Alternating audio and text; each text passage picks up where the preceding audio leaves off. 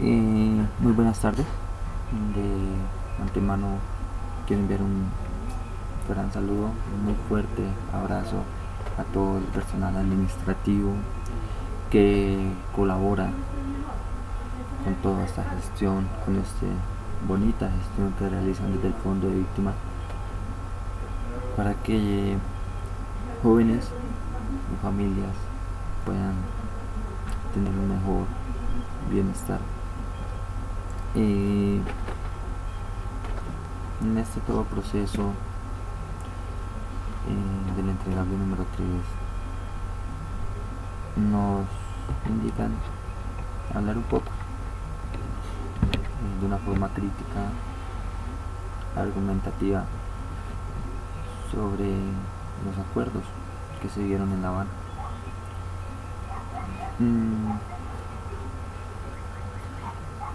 Es importante definir en un marco general que los acuerdos que se dieron en La Habana incluyen mucho lo que es la restitución de tierras, la reparación de víctimas, la dejación de armas y una conciliación entre víctimas, territorio y victimarios. Esos tres, una unión. Más que todo lo veo como es. Algunos tendrán su punto de vista distinto. En ese marco general desprendemos unos submarcos que se dividen en 5 puntos. El primero es la reforma rural integral. ¿En qué consiste esto? Esto consiste en la transformación estructural del campo, en donde se cierran las brechas entre el campo y la ciudad, creando condiciones de bienestar y buen vivir para la población. Esta reforma rural integral, o en sus siglas la RRI, debe integrar las regiones, contribuir a erradicar la pobreza, promover la igualdad y asegurar el pleno disfrute de los derechos de la ciudadanía. Eso es para mí algo utópico, una utopía allá por alcanzar. Suena muy bonito, suena muy hermoso, y es importante aclarar que se requiere una inversión del gobierno, una participación ciudadana, una apertura de la misma para que todo esto pueda surgir. Dentro de esta reforma rural integral es necesario tener en cuenta la transformación estructural, es decir, la transformación real, con equidad, con igualdad y con democracia. Con estas tres estructuras, equidad, igualdad, democracia, podemos tener un desarrollo económico, social y ambiental. ¿Sí? Para ello vamos a un desarrollo integral del campo, que depende de un adecuado balance entre las distintas formas de producción, ya sea una agricultura familiar, ya sea turismo, ya sea agricultura a gran escala, y la necesidad de promover y fomentar la inversión social. Promover la inversión social es muy importante. Es muy importante que el gobierno tenga en cuenta que es el motor de todo este proceso, es el promotor, y tiene que estar ahí de la mano de las estructuras y de los planteamientos que se ponen en la mesa.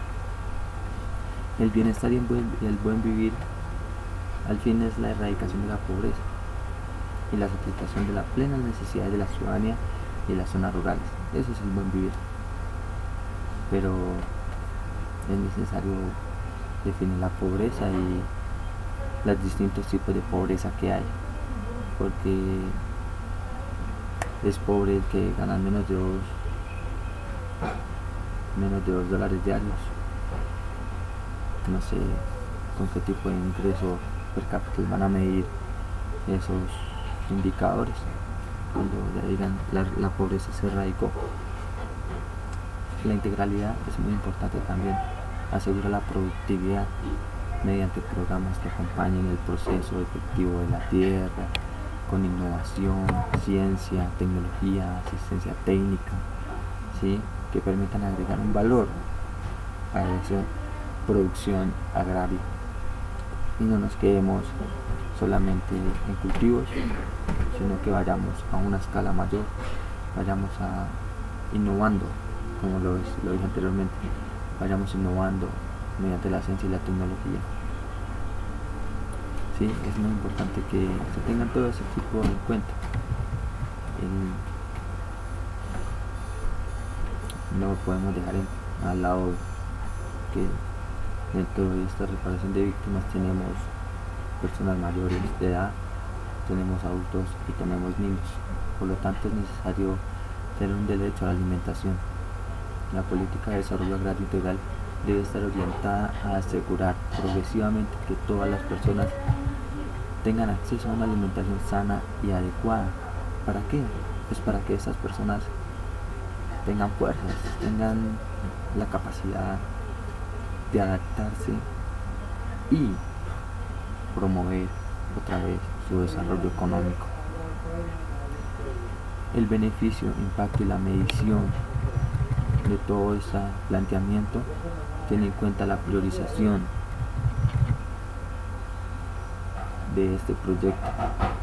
Debe beneficiar e impactar el mayor número de ciudadanos y ciudadanas con la mayor intensidad y en el menor tiempo posible. Estamos hablando de eficiencia y eficacia. Y sus efectos de cada proyecto, como les decía, para eso es necesario establecer unos indicadores en donde me muestren cómo era la estructura rural antes de implementarse la reforma y cómo era y cómo es en unos años esa estructura rural con esa implementación de esta reforma o con estos ítems que yo estoy nombrando. Por ejemplo, el desarrollo sostenible, es decir, ambiental y socialmente sostenible, y requiere de la protección y promoción del acceso al agua dentro de una concepción ordenada del territorio. ¿Qué quiere decir todo esto? Que es necesario no pensar en satisfacer nuestras necesidades de la hora, sino satisfacer nuestras necesidades de la hora teniendo en cuenta que en una próxima generación van a también necesitar satisfacer sus necesidades. Entonces, que lo que hagamos ahora no afecte el mañana. De eso estamos hablando un poco del desarrollo sostenible. La restitución rural integral concibe el territorio rural como un escenario social e histórico, con diversidad social y cultural entre las distintas regiones. Por eso es necesario adaptar cada parte, en donde los hombres y mujeres desempeñan un papel protagónico en la definición del mejoramiento de sus condiciones de vida. Lo que les decía, es necesaria una apertura de estas personas que tengan una disposición al cambio, que tengan una disposición a la aceptación de estos planteamientos que se dan desde La Habana, porque si no va a funcionar, todo quedaría plasmado en el papel y no lo podríamos llevar a cabo o a un contexto real.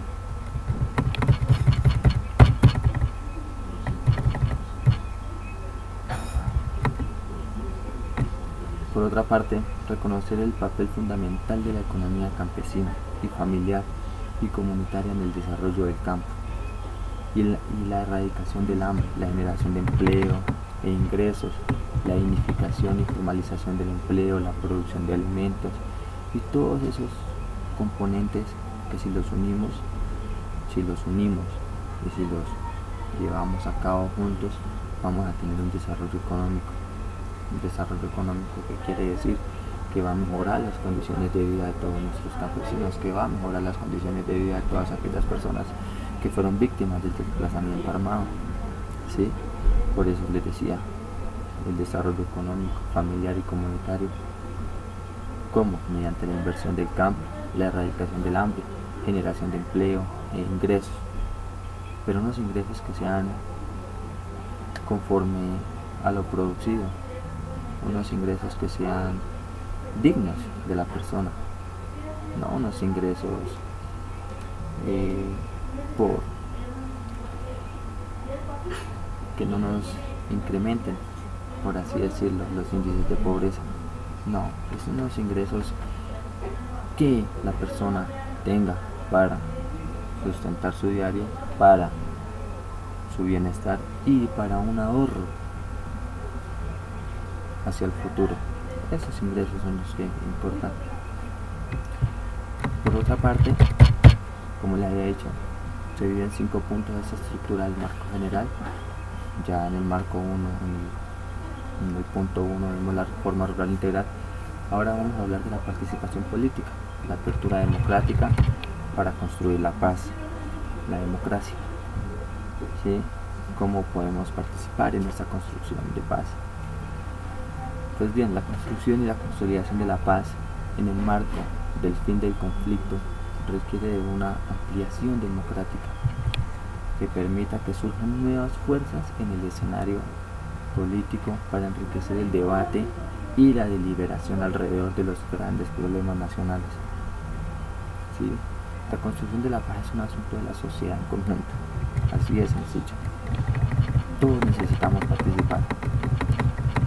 Yo, usted que me está viendo, la persona que está allá en sus tierras cultivando, los que van a salir en su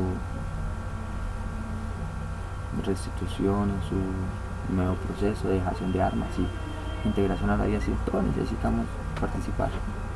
¿Sí? Inclusive los que no han sido víctimas del conflicto armado también entran ahí, porque ellos también tienen que integrarse para que la sociedad salga en su auge. ¿Sí? Es por eso que se crea un escenario de participación y decisión de la toma de decisiones, ¿sí?, en toda la sociedad colombiana para la construcción de un derecho, ¿sí?, de unos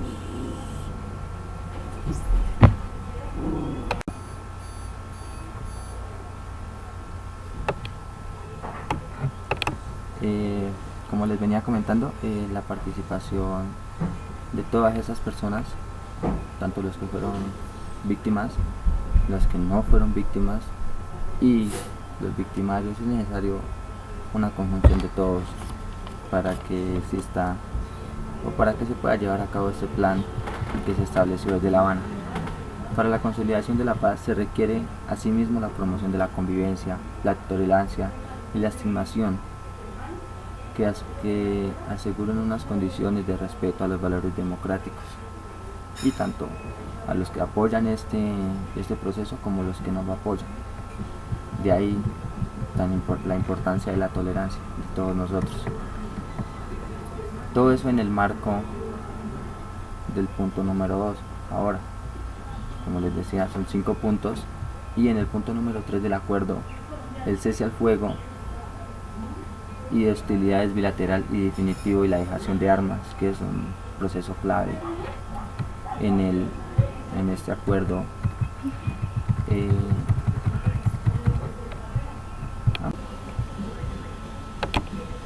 Les pido disculpas, tengo un problema técnico. Como les mencionaba anteriormente, el punto 3 del acuerdo nos habla sobre el cese a fuego y las hostilidades bilateral y definitivo y la dejación de armas.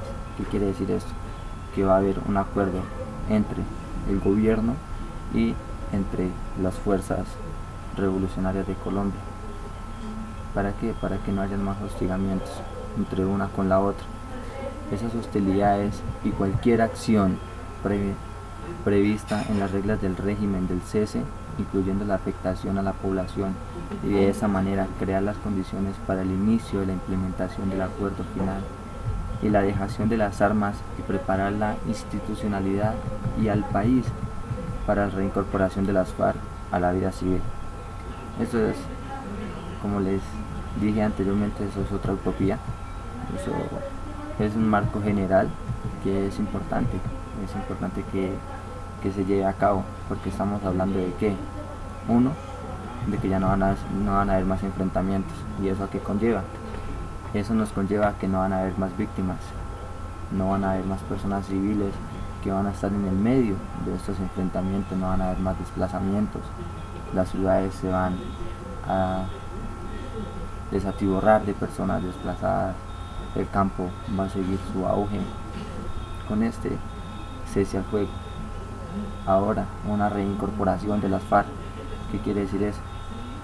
Que va a haber un proceso de dejación de armas, tanto de las personas que son mayores como es conocido por todos nosotros. Hay menores de edad en las FARC, también todos ellos entran en ese proceso de dejación de armas y reincorporación a la vida civil.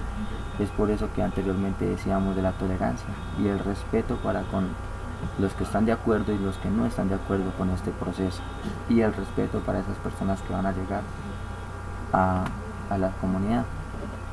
Dentro de la dejación de armas es un procedimiento técnico, trazable y verificable, mediante el cual la Organización de las Naciones Unidas, o sea la ONU, recibe la totalidad del armamento de las FARC para destinarlo a la construcción de monumentos. Eso es muy importante porque es necesario que quede plasmado y, como lo decía, que pueda verificarse, y como es un proceso técnico, quiere decir que es medible, quiere decir que es cuantificable, quiere decir que es alcanzable. Porque cuando hablamos de algo técnico, es algo que tiene unos objetivos, que tiene un proceso que se va cumpliendo de acuerdo a los establecimientos que se van realizando. O sea, se puede ir determinando por de acuerdo a un indicador.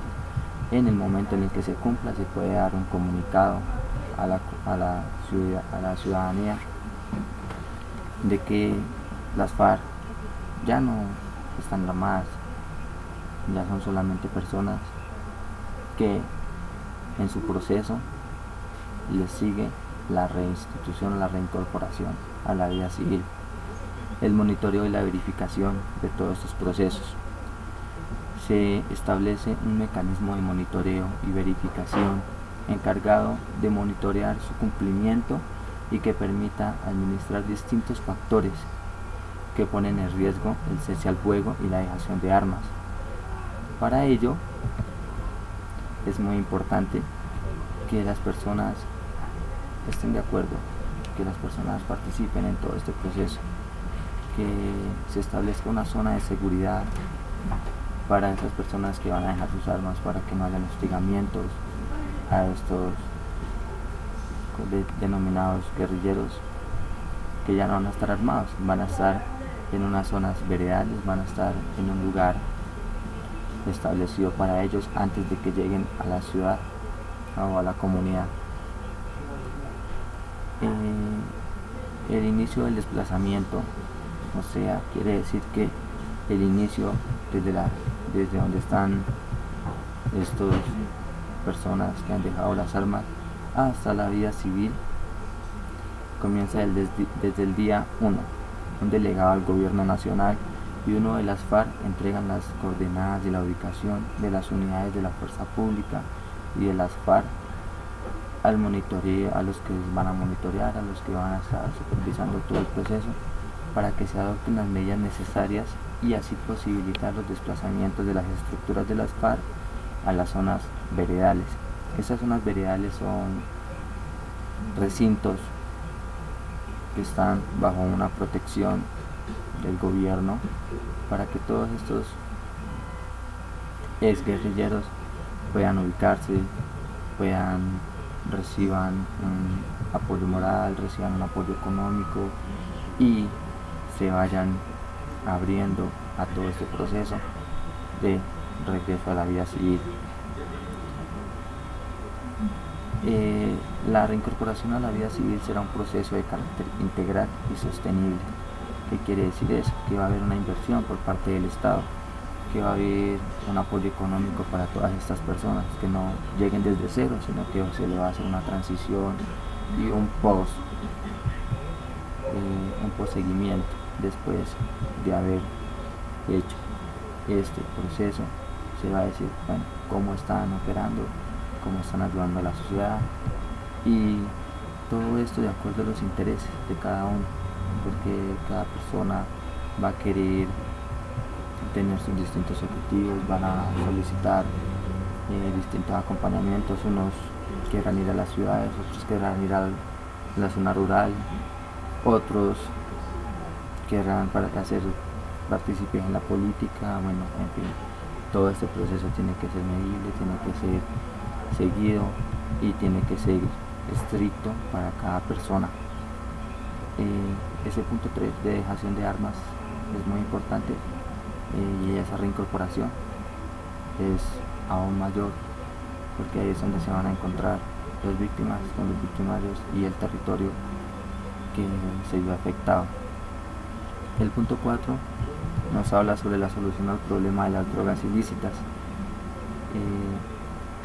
Desde hace más de medio siglo el contrabando ha sido un sustento para estos grupos, para seguir creciendo y creciendo y creciendo en la obtención de armas, en la obtención de poder. Todos estos ingresos negros, por así decirlo, ya no van a seguir más, ya van a tener un alto, y para construir la paz es necesario encontrar una solución definitiva al problema de las drogas ilícitas, incluyendo los cultivos de uso ilícito y la producción y comercialización de drogas ilícitas, para lo cual se promueve una visión que dé un tratamiento distinto y diferenciado al fenómeno de consumo, al problema de los cultivos de uso ilícito y la criminalidad organizada asociada al narcotráfico, como ya se lo había mencionado.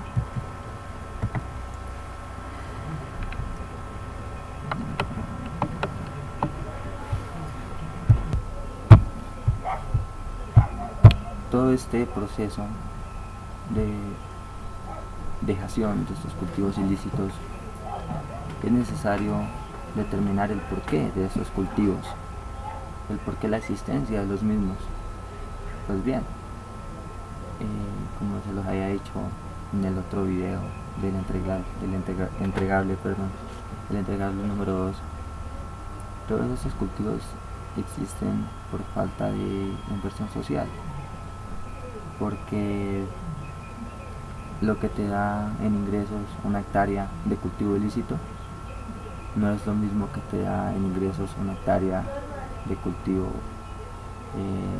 qué sé yo, café, yuca, plátano. No da para el sustento. Por eso la existencia de esos cultivos, ¿sí? Y de ahí la persistencia de los cultivos está ligada a la existencia de condiciones de pobreza, marginalidad, débil presencia institucional. Eso quiere decir que no hay inversión en infraestructura, no hay inversión en desarrollo vial, no hay inversión en innovación, no hay inversión en ciencia, no hay inversión en educación en estas zonas. Por tal motivo, los jóvenes que salen de sus estudios de primaria, secundaria, no tienen otra opción más que la inclusión a estos cultivos ilícitos. Y para contribuir al propósito de sentar las bases para la construcción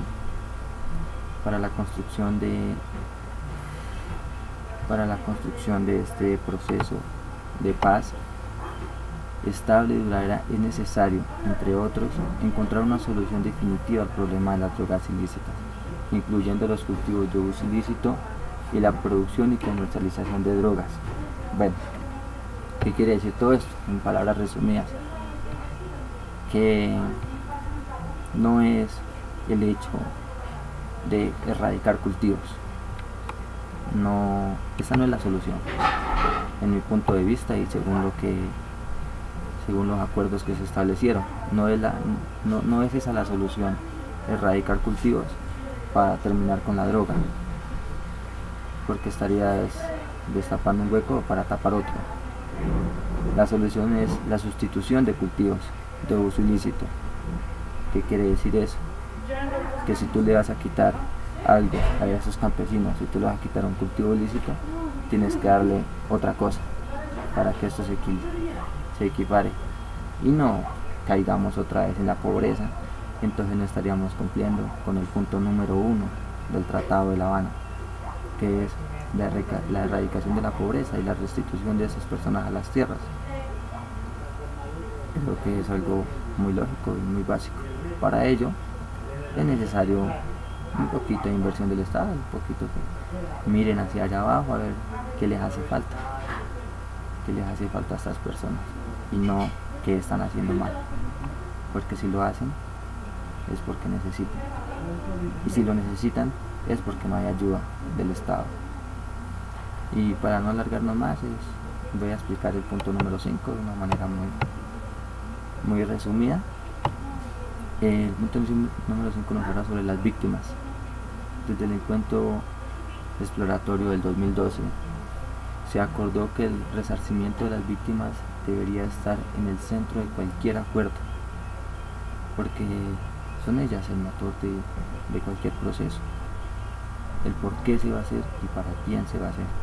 El acuerdo crea el sistema integral de la verdad, la justicia, la reparación y la no repetición de todo este proceso, que contribuye a la lucha contra la impunidad, combinando mecanismos judiciales que permiten la investigación y sanción de las graves violencias a los derechos humanos y las graves infraestructuras al derecho internacional humanitario.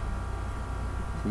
Entonces es no traspasar esos límites, no volver a caer en lo mismo. Para eso se dio un cese al fuego, para eso se da un apoyo financiero tanto a las víctimas como a los victimarios, para eso se hace una restitución, para eso se establecen unos mecanismos de tolerancia, de respeto, de equidad, de igualdad, de no pobreza. Para eso se da todo esto, para que haya una no repetición de enfrentamientos armados. Y la búsqueda de los seres queridos desaparecidos y la reparación al daño causado a personas, a colectivos y a territorios enteros. Cada punto es, valga la redundancia, ya se lo he repetido, pero cada punto es una utopía, cada punto es un marco general, un mapa que tiene que desarrollarse, tiene que dársele un proceso, tiene que dársele un tiempo, porque no es fácil buscar personas que fueron víctimas hace unos años, reparar las familias, todos los falsos positivos, reconocer las tierras de forma equitativa, lo que se les quitó con lo que se les va a entregar. Todo es un proceso, hay que llevarlo a cabo de una forma muy controlada. Como parte fundamental del reconocimiento de las víctimas, es necesario reconocerlas a todas las víctimas del conflicto. Cuando se dice a todas, son más de millones de personas que desde hace 50 años han sido víctimas de este proceso. ¿Sí? Entonces, reconocerlas a todas es un proceso arduo y un post-reconocimiento, cómo se les va a seguir haciendo un control, cómo se les va a seguir haciendo un reconocimiento a todas esas personas, no solo en su condición de víctimas, sino también y principalmente en su condición de ciudadanos con derechos iguales, con derechos inalienables para cada uno. El reconocimiento de responsabilidad. Esto quiere decir que cualquier discusión de este punto debe partir del reconocimiento de responsabilidad frente a las víctimas del conflicto. No vamos a intercambiar impunidades, que las personas tuvieron mayor conflicto que estas que tuvieron mayores afectaciones. No, todo tiene que ser equitativo, todo por igual para cada persona. Así no va a haber más enfrentamientos, así no van a haber más discusiones, así todo se va a llevar con una mayor moderación. La satisfacción de los derechos de las víctimas. Los derechos de las víctimas del conflicto no son negociables. Eso está escrito en el estatuto, eso está escrito en el proceso de paz, eso está escrito en el acuerdo definitivo, está escrito en todas partes que estos derechos no son negociables. Se trata de ponernos de acuerdo acerca de cómo deberán ser satisfechos de la mejor manera en el marco del fin del conflicto. Pero que sean negociables es otra cosa, no son negociables. Ahora, que cómo los vamos a satisfacer es un proceso que se tiene que llevar a cabo de reparación, de restitución, de reincorporación.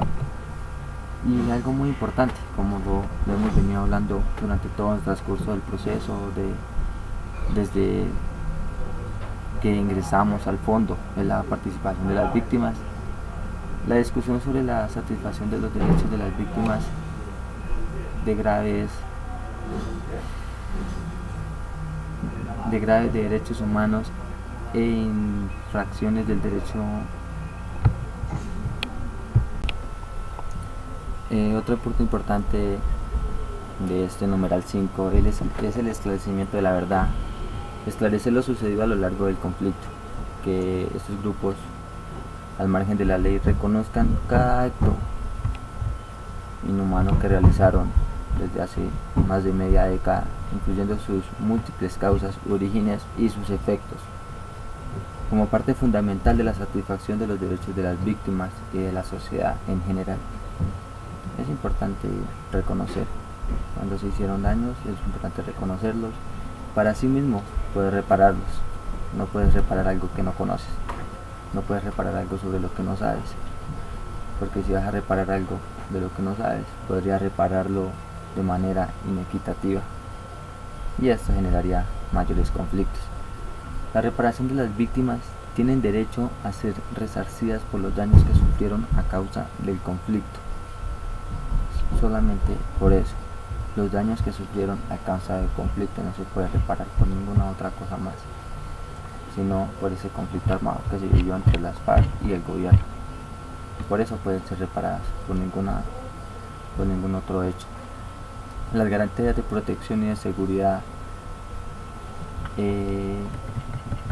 se esclarecen a lo largo del tratado, para así proteger la vida y la integridad de las víctimas como eje primero para la satisfacción de sus demás derechos. Es necesario seguir haciendo una protección, seguir haciendo un seguimiento a esas personas, que no vayamos a caer en otro laberinto del que no se pueda salir. Y la garantía de la no repetición. Esa garantía es lo que le da a la sociedad como ese valor, como ese aire para decir ya no va a volver a pasar, ya se ha firmado un tratado, ya se ha dejado las armas, ya van a volver a la sociedad, ya no van a hacer más desplazamientos. Esa es la garantía de no repetición.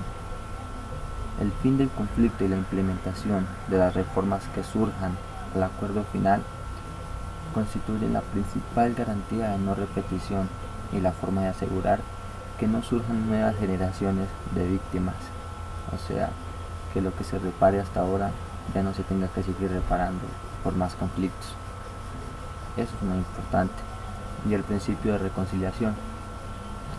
Por último, pero no menos importante, uno de los objetivos de la satisfacción de los derechos de las víctimas es la reconciliación de toda la ciudadanía colombiana para transitar a los caminos de la civilidad y la convivencia, para que volvamos a ser una Colombia más justa, una Colombia unida, una Colombia que trabaja por el desarrollo social, por el desarrollo económico, por el desarrollo sostenible, satisfaciendo las necesidades de ahora sin comprometer las necesidades futuras, pero es para dejar una mejor Colombia a las próximas generaciones.